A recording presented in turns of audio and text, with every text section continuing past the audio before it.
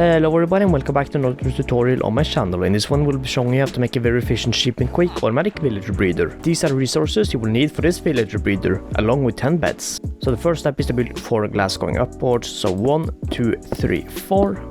Then place a dispenser right here. And after you place the dispenser, place 2 railings going out from the glass just like this. Then place a button next to the dispenser or on the dispenser just like this. Then place 2 blocks going backwards like this and then 2 blocks right here. And after you've done this, head on top of the dispenser and build 3 blocks going upwards, so 1, 2, 3.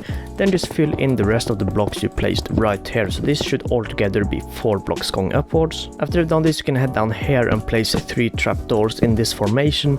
Then place a water bucket right here. The water bucket should be diagonally away from where the dispenser are along with the rails. Then after you place the trapdoors along with the water, you can place 2 more trapdoors going up on top of each trapdoor like this. Then close the trapdoors.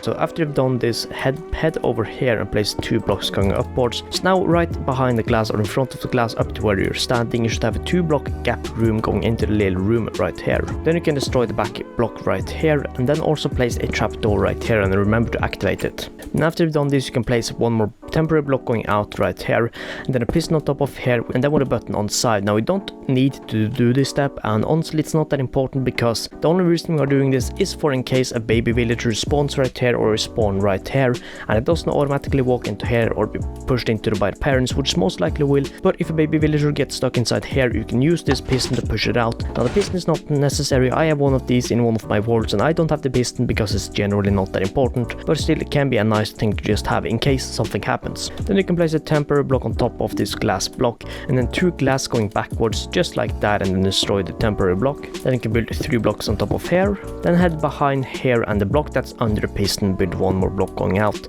Then to both the left and the right, build 2 more blocks going outwards just like this. Then from this outside, build 3 blocks going outwards, so 1, 2, 3. Then fill in this little area with enough blocks. Well, just fill in this just like this. And now what we need to do is to get 2 villagers inside here. Now what I would recommend you doing if you are in survival is just to make a little row just like this going upwards and have railings. Then get the villagers pushed into here using railings or whatever you would desire, but just get 2 villagers in there. But I am in creative, somebody's gonna spawn in 2 villagers here. Now it's also important to remember that none of these villagers can be baby villagers or the villagers with the green jackets on or green coats. So just make sure you get 2 normal villagers inside this little room just like this. And then what you need to do now is to get a dropper facing upside down above the villagers.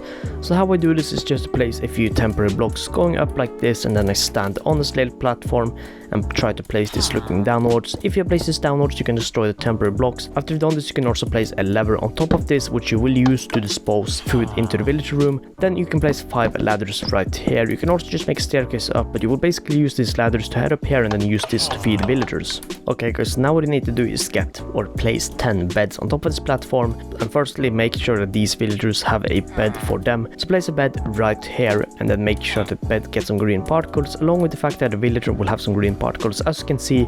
And then you head on the right, then place another bed right here. Another villager should also take that bed. One of the villagers inside here, as you see, it took the bed because of the green particles. Now if the villager don't take the bed, simply destroy the bed you just placed and try and replacing it. And after you've done this, you can just place 2 more beds to the right, then 5 beds on top right here and then 1 more bed right here. So the next step is to place in 2 minecarts or even a few minecarts into here. I will explain that later. You don't need to have the minecarts in here, but I would recommend you have them here. And then just head up here and fill in this dropper with any type of food source the villagers can use to breed. So that could be carrots, potatoes, wheat, or even beetroots, I think. But just do this and boom, now the farm is basically done with the villager breeder. So how this works is that you just head up here and start flicking this lever and food will drop into the villagers. And after a little short time, they will start to breed, which you will notice by the hearts above them.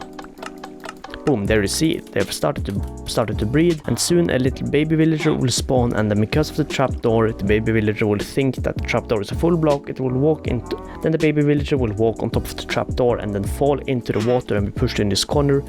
As you see, there's a little baby in there, so let's just wait. Of course, if the baby doesn't walk into it, which can happen from time to time, you can just head over here and press this button. But yeah, as you see, the baby villager fell into here and I didn't need to press that. Now sometimes you will not need to feed them more before the villagers start breeding, but sometimes you will need to just continue feeding them a little bit and then the villagers will continue to breed. So yeah.